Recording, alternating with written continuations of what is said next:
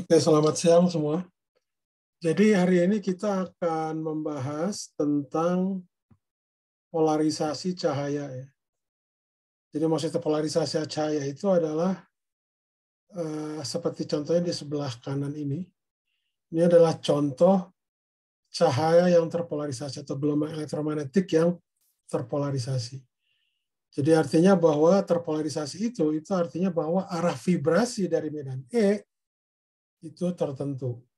Begitu juga dengan medan B, dia tertentu. Ini yang dikatakan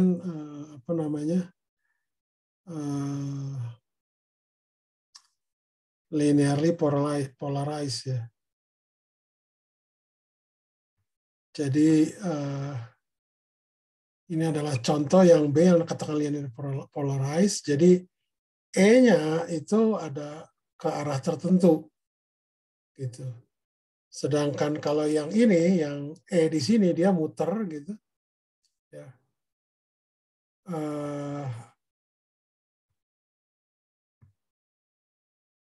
Dia muter gitu. Ini yang dikatakan gelombang yang tidak terpolarisasi. Jadi ke terpolarisasi dia hanya arahnya E-nya ke satu arah saja getarannya. Kalau dia itu tidak terpolarisasi, E-nya itu arahnya ke arah mana saja. Ini yang dikatakan yang tidak terpolarisasi.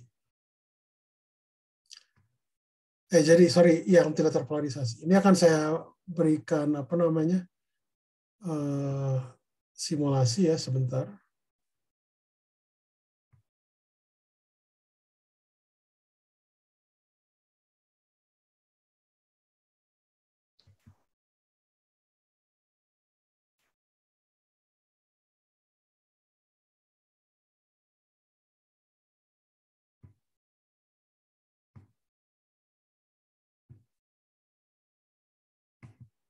Ini sudah terlihat belum? Sudah terlihat? Oke, ini adalah contoh gelombang yang tidak terpolarisasi. Unpolarized light wave.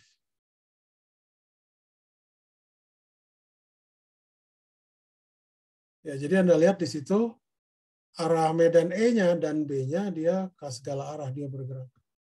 Seperti itu. Ini contohnya untuk yang tadi medan E ya, arahnya ke sana. Yang biru ini misalkan saya pilih medan B-nya gitu ya, medan B-nya itu ke arah sumbu tertentu. Jadi kalau salah satu salah satu dari E atau B yang dia itu tidak unpolarized, arahnya ke segala arah, tidak ke arah tertentu, dikatakan gelombang yang tidak terpolarisasi. Oke. Nah ini adalah sebentar. Ini adalah contoh yang terpolarisasi sebentar.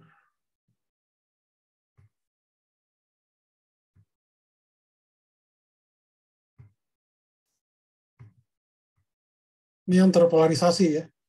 Jadi E-nya itu adalah yang merah, B-nya yang biru. Jadi E-nya itu dia arah ke arah geraknya itu getarannya itu hanya ke sumbu tertentu ya.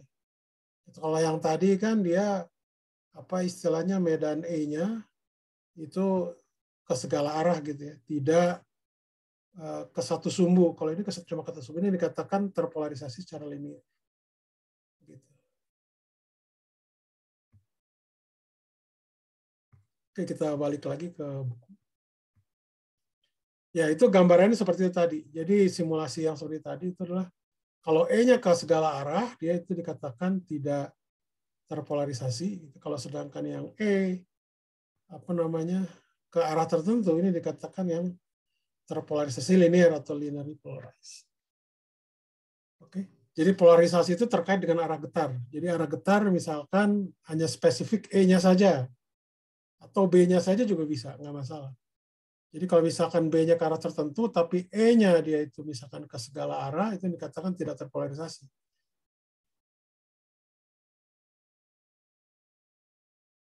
Gitu ya. Oke, sampai sini dulu ada pertanyaan nggak terkait dengan masalah polarisasi ini? Any question? Jadi saya akan ulangi dalam bahasa Inggris nanti ya, terkait dengan materi ini. Ada pertanyaan? Oke, kalau tidak ada pertanyaan saya ulangi dalam bahasa Inggris. So today we will discuss about properties of light waves, so-called polarization light waves. Okay.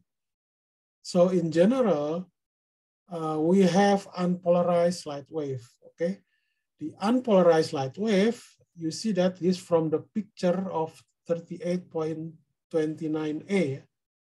This is the unpolarized A as an unpolarized E. Okay, where E is the electric field. Okay, so the component, the electric component of the light wave, yeah, it vibrates to every direction. Okay, this vibration. While the linearly polarized light wave, it means that, for example, yeah, this E field, this electric field, the direction, the vibration direction is in particular direction. This is, for example, the vibration of the electric field is along the y-axis. Okay, while we fix the direction of vibration of magnetic field B in z-axis. So this is called the linearly polarized. So I have shown you the simulation about unpolarized light wave where this B remain in the z-axis while this E here, it vibrates over the space, yeah. Okay. And also I have also shown this linearly polarized light wave, yeah, where the vibration direction of the E field, this electric field, okay, is in particular axis. Okay, this is called linearly polarized. Oke, nah, jadi bagaimana kita apa istilahnya membuat, jadi secara umum ya, secara umum cahaya apa gelombang elektromagnetik atau cahaya itu secara umum itu dia tidak terpolarisasi secara umum di alam itu tidak terpolarisasi. Nah, jadi bagaimana kita membuat apa namanya supaya dia itu terpolarisasi? Jadi ada materialnya. Material ini ditemukan oleh Hallan ya, tahun 1938 ya. Jadi dia menemukan sebuah material yang dikatakan polaroid. Jadi kalau Anda pernah dengar polaroid, ada foto polaroid itu ada salah satu aplikasi dari polarisasi cahaya gitu. Jadi dia istilahnya memilih apa namanya arah cahaya tertentu yang apa namanya diserap oleh molekul tertentu gitu secara orientasi gitu. Jadi apa namanya material ini itu dibuat dari hidrokarbon. Jadi tapi ini saya nggak tahu rumusnya ya karena ini bukan kuliah kimia. Jadi Anda bisa tanya juga untuk polaroid itu bahannya apa saja atau di Google juga bisa. Jadi contohnya ini yang dikatakan polaroid itu polarizer. Jadi kalau misalkan ada unpolarized light, jadi cahaya tidak terpolarisasi. Misalkan saya apa namanya ini ada garis yang jadi biasanya polarisasi itu biasanya nanti apa namanya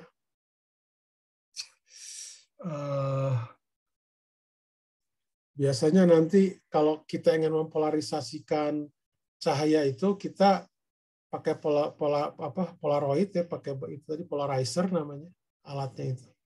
Jadi misalkan saya ingin mempolarisasikan atau apa istilahnya meluluskan cahaya itu getarannya misalkan hanya vertikal. Jadi ini saya buat garis di apa yang polarizer ini yang vertikal, oke. Jadi ketika ini vertikal, maka nanti yang lolos itu adalah ini apa yang polarize. Jadi yang vertikal yang polarize ini. Gitu ya. Nah, ketika dia sudah polarize, kemudian saya ingin apa namanya apa istilahnya itu. Jadi ini ada intensitas tertentu. Kemudian ini saya miringkan lagi Polarizernya yang sama, kita sebutnya analyzer. Jadi kita miringkan, dia sudutnya theta dari vertikal ini. Oke. Nah, itu ternyata intensitas yang diamati setelah analyzer ini, itu cahaya itu intensitasnya berkurang, jadi tingkat keterangannya berkurang. Dan tingkat keterangannya berkurang itu sesuai dengan rumus ini, I sama dengan Imax kali cos kuadrat theta. Jadi ini dikatakan namanya hukum Malus, Malus law. Jadi ini namanya hukum Malus. Hukum Malus. Kalau tidak salah tulisannya begini. Ya, hukum Malus ini tidak diturunkan melalui teori, tapi dia diturunkan berdasarkan eksperimen. Ya, jadi apa namanya? Ini berdasarkan pengamatan dari cahaya yang terpolarisasi. Jadi istilahnya rumusan ini berlaku hanya untuk gelombang EM yang terpolarisasi. Jadi ini hanya berlaku untuk gelombang EM atau cahaya yang sudah terpolarisasi.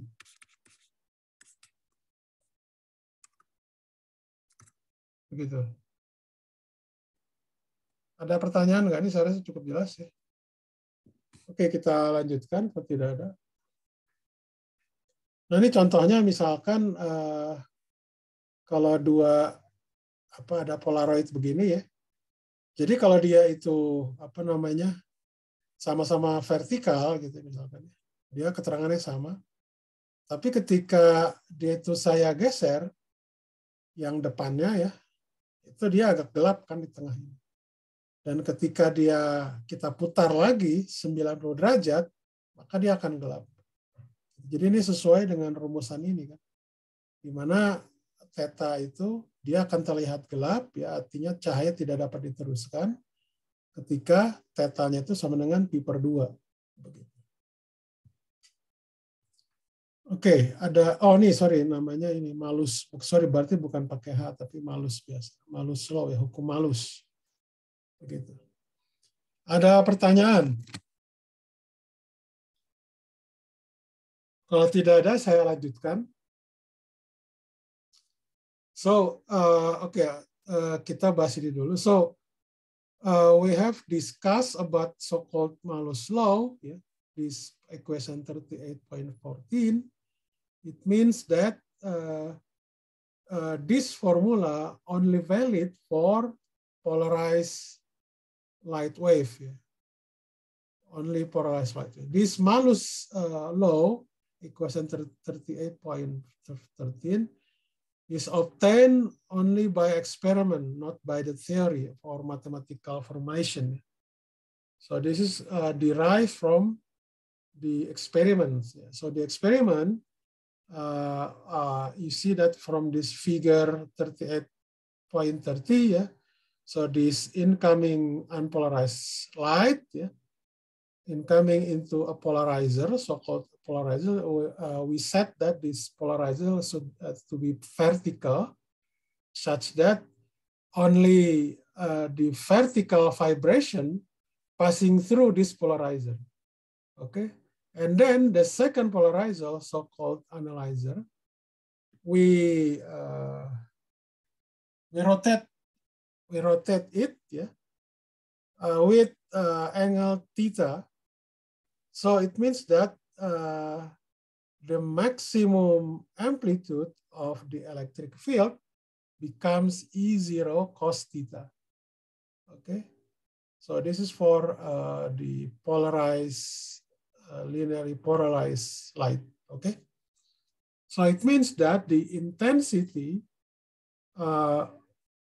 observed by the observer or a man or eye, okay, the intensity become I max cos theta squared. Okay, so this is the example. We have two polarized. Okay, each of them, all of them, to be vertical, and we rotate them for particular angle. You see that in the middle become darker. Okay, and if we rotate the second polarizer, yeah, to 90 degrees, yeah, you see that in the middle becomes dark. Okay, So it means that the intensity becomes 0 as theta becomes 90 degrees. Oke, this is so-called Malus law. Kemudian, jadi ini adalah polarisasi oleh bahan polaroid namanya. Nah, polarisasi juga itu bisa berubah karena pantulan atau bisa juga karena pembiasan. Ini contohnya. Ya. Jadi misalkan ini ada cahaya, ini ada medium N1, N2, dia datang ya, cahaya ya. Jadi kalau misalkan dia itu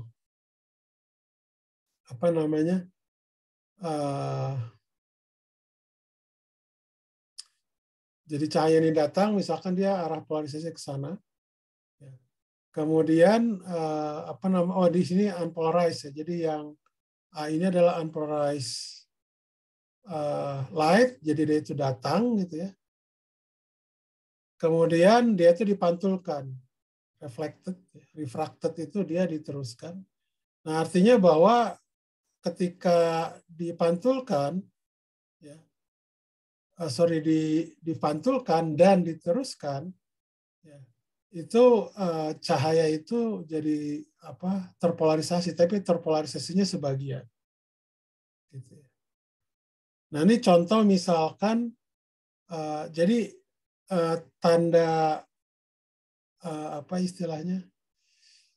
Jadi kalau yang tanda titik ini adalah maksudnya ini adalah arah medan yang keluar dari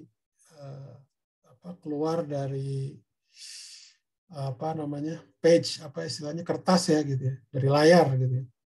Jadi ini arah polarisasinya gitu ya. Jadi ketika ini awalnya panjang, ketika dia itu dipantulkan dia jadi pendek gitu. Ini juga jadi pendek yang dibiaskan. Ini artinya bahwa dia linearly sebagian terpolarisasi. Nah, tapi ketika cahaya tersebut ada mencapai sudut theta pi, itu ternyata yang dipantulkan itu dia terpolarisasi, terpolarisasi secara penuh, gitu ya. Di mana sudut antara cahaya yang dipantulkan dengan cahaya yang dibiaskan itu perbedaannya 90 derajat. Oke. Nah, theta P di sini dikatakan adalah sudut di mana dia terpolarisasi. Gitu ya. Jadi bisa dikatakan dia terpolarisasi di pemantulan. Jadi kalau yang dibiaskan itu sebagian, kalau yang dipantulkan itu terpolarisasinya secara penuh. Gitu. Ada pertanyaan nggak? Nah, itu diturunkan dari mana? Itu diturunkan dari persamaan dari hukum Snell ya, hukum Snell. Jadi hukum Snell ini adalah aslinya seperti ini. Hukum Snell itu. Ini adalah N1 kali sin theta 1 itu sama dengan N2 kali sin theta 2. Begitu. Jadi kalau Anda ambil N1-nya itu adalah 1, misalkan ini udara gitu ya. Udara. Ini selain udara, misalkan kaca, air, dan sebagainya. Maka didapatkan N di sini itu adalah N sin theta 1 per sin theta 2. Jadi karena theta 1-nya itu sama dengan theta P, oke, jadi saya ganti. Nah, kalau Anda lihat dari gambar, ya, karena theta 2 itu adalah 90 derajat dikurangi theta P, makanya akan jadi cos theta P. Sehingga dikatakan ini nanti jadi sama dengan N itu sama dengan sin theta P cos theta P. Jadi dalam artian nanti N di sini itu akan sama dengan tangen theta P. Ini yang dikatakan hukum Brewster ya. Jadi Brewster ini adalah yang pertama kali mengamati pemantulan secara penuh ya oleh medium. Gitu. Ya, ini David Brewster nama lengkapnya. Seperti itu. Oke, ada pertanyaan nggak dari sini? Pertanyaan? Ada pertanyaan? Tidak ada. Oke, I will repeat the lecture in English. So next we will discuss about the polarization phenomenon by the reflection. Okay, this is for example, if you have these two medium, so said that this is the refracted index N1, and this is the second medium which whose refracted index is as N2, okay? So if this incident beam coming to the surface of this second medium with the sudut with the angle θ1 with respect to this normal line here, this vertical line. So the reflected beam and the refracted beam will be partially polarized, are partially polarized. Okay. So if the incident beam coming into the surface with the angle theta p, so-called Brewster angle theta p, yeah. This reflected beam will completely polarize, okay, while the refracted beam still partially polarized, okay. So we will get this n theta n, yeah. If n1 equal this n1 equal 1, so set for the air, n2 it become n, okay. So we will get that this n equals to tangen theta p. So this is called this Brewster law, yeah. And theta p sometimes called Brewster angle, okay, which discovered by the David Brewster. Yeah. Okay, this formula is derived from the Snell's law. Yeah? Snell's law. Okay, so we will get from this picture, yeah, we will get that the statement of the Brewster law is n equals to tangen theta p. Oke, ini untuk yang hukum Brewster, ya. Itu adalah pemantulan yang istilahnya pemantulan yang menyebabkan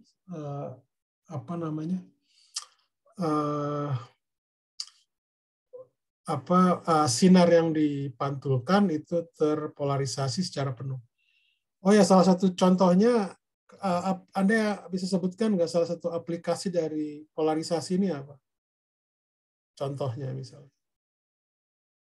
Can you mention about a simple example of polarization, light polarization in the daily life? If you have experience? Kacamata hitam, Pak. Ya, betul, kacamata hitam. Atau katakanlah kacamata pengendara, ya. Saya waktu itu pernah uji coba gitu, ya. Jadi terutama kalau kita di siang hari, ya, kita melihat benda di depan gitu, ya, kan biasa kita kena sinar matahari gitu, ya, dengan menggunakan kacamata itu. Jadi tidak semua cahaya matahari itu diteruskan ke mata kita, jadi yang hanya terpolarisasi saja. Itu yang menyebabkan kacamatanya, mata kita jadi lebih adem dan kita bisa melihat objek di depan. Gitu, ya. Itu salah satu contohnya. Oke, terima kasih.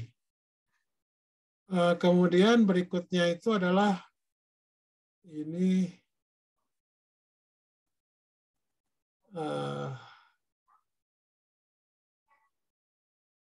oke, ini kayaknya dilompat saja, ya. Kayaknya yang cuma hukum untuk Snell saja yang tadi itu. Oke, ada pertanyaan nggak? Pertanyaan? Ini sebenarnya bab ini tuh bab tentang polarisasi, ya, atau bab tentang interferensi diffraksi, tapi arusnya ini ke elektromagnetik polarisasi. Jadi kita harusnya bicaranya tentang interferensi difraksi dulu. Sedangkan interferensi difraksi itu kita baru berbicaranya mulai minggu depan ya, interferensi difraksi. Oke, ada pertanyaan nggak? Pertanyaan?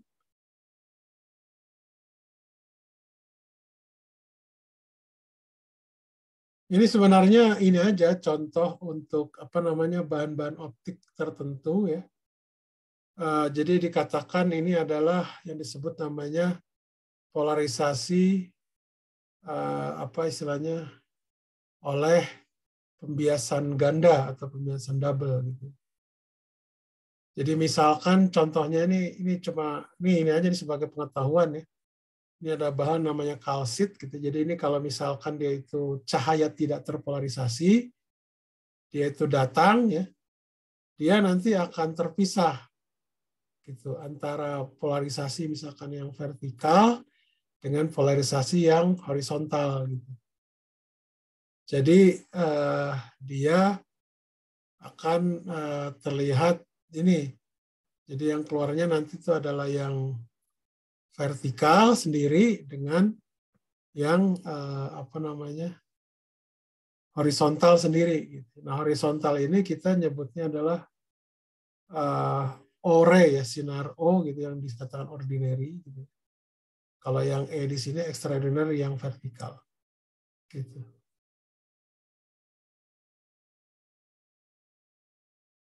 Jadi seperti itu. Nah kalau yang ini nih adalah gambar dari untuk misalkan apa namanya? Kalau dia itu misalkan S-nya itu adalah titik sumber gitu ya, dia unpolarized, tapi ketika sudah masuk kalsit, ini gambar kalsit di sini, jadi dia ada yang ekstra di sini, ini yang elips, satu lagi ada yang ordinary, yang ordinary itu adalah yang lingkaran, yang lebih pendek.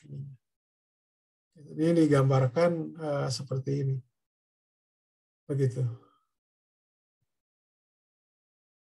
Jadi kalsit ini rumusnya ada kalsium karbonat, ya, ada quartz, ya, seperti itu. Ini cuma sebagai pengetahuan aja. Kemudian juga ada polarisasi oleh hamburan. Jadi pada umumnya cahaya yang kita lihat itu adalah cahaya yang terhambur, gitu. Bukan hanya terpantul, tapi dia terhambur. Nah, hamburan itu dia menyebabkan adanya polarisasi gitu. Ini contohnya misalkan di sini itu adalah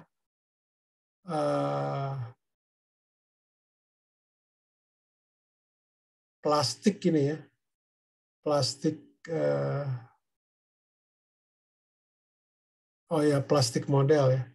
Jadi ini yang digunakan oleh laboratorium penelitian ya, medis gitu ya. Kemudian yang B di sini adalah plastik dari ya arc structure ya.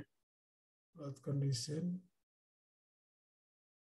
Oh ya, jadi untuk yang ini adalah ada bahan tertentu yang digunakan oleh arsitek melihat polarisasi ya oleh cahaya. Nah, biasanya gambar-gambar yang seperti ini itu menggambarkan distribusi gaya biasanya. Nanti kalau dari situ bisa terlihat kalau misalkan polanya seperti ini, itu gayanya merata atau tidak, gitu. Seperti itulah kurang lebih. Nanti dari sini itu ada perhitungannya bisa diukur usia struktur berapa lama. Gitu. Itu kurang lebih aplikasi dari satu di pengobatan ya, plastik, satu lagi di arsitek. Mungkin itu aja apa namanya dari saya. Ada pertanyaan nggak? Ini cuma sebagai wawasan saja. Sebagai wawasan. Ada pertanyaan?